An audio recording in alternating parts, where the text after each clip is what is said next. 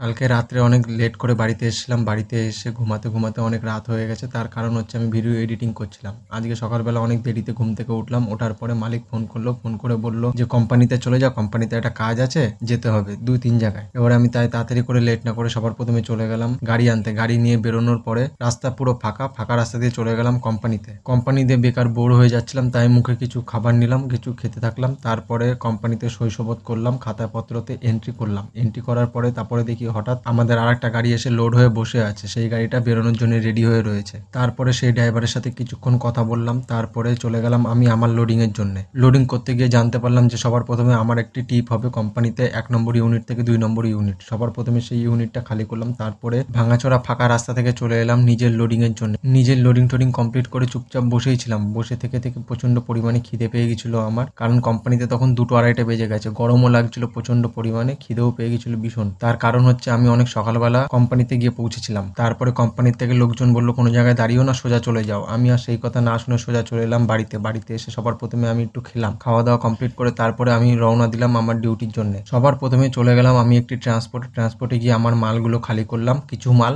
আর বাকি মালগুলো আমি নিয়ে চলে গেলাম শালিমার, যেখানে আমার পুরো মালটা খালি হবে। যেতে যেতে রাস্তায় একটি মাতারানীর মন্দির পড়লো। মাতারানীর মন্দিরের সামনে গিয়ে কিছুক্ষণ দাঁড়ালাম। দাঁড়ানোর পরে প্রণাম করলাম। প্রণাম করার পরে ওখান থেকে গাড়ি নিয়ে রওনা দিয়ে দিলাম গোডাউনে গিয়ে গাড়ি খালি করতে করতে অনেক বেলা হয়ে গেছিল। তারপরে দেখি অন্ধকার হয়ে যাচ্ছে, তাই আমি আর বেশিক্ষণ ভিডিও রেকর্ডিং করতে পারলাম না। তাই ওখান থেকে আমি সোজা বাড়ির জন্য রওনা দিয়ে দিলাম। Thank you for subscribe.